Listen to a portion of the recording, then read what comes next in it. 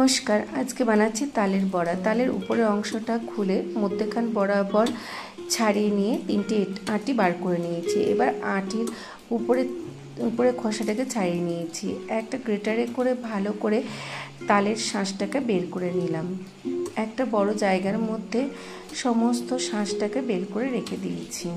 আমি তার মধ্যে নিয়ে নিয়েছি 1 কাপ পরিমাণে চাল গুঁড়ো, 1/2 কাপ পরিমাণে ময়দা, 1/2 কাপ সুজি, 1/2 কাপ পরিমাণে নারকেল কোড়া, 1 চামচ দিয়েছি নুন আর 1 কাপ পরিমাণে চিনি আর অল্প একটু খাবার সোডা দিয়েছি আর 1 চামচ গোটা মৌরি দিয়েছি। খুব ভালো করে সব কিছু মিশিয়ে নেব।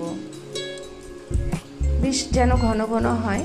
আমি এর মধ্যে একটু জল দিইনি, পুরো ব্যাটারটাই ভালো করে মিশিয়ে নিয়েছি। কড়াইয়ে তেল গরম করেছি, অর্ধেক পরিমাণ সাদা তেল আর অর্ধেক পরিমাণ সরষের তেল দিয়েছি। তেলটা যখন খুব ভালো করে গরম হয়ে যাবে তখন একের পর এক সব বড়াগুলো আমি তেলের মধ্যে ছেড়ে দিলাম। একটা পিঠ ভালো করে ভাজা হয়ে গেলে আবার উল্টে দিলাম।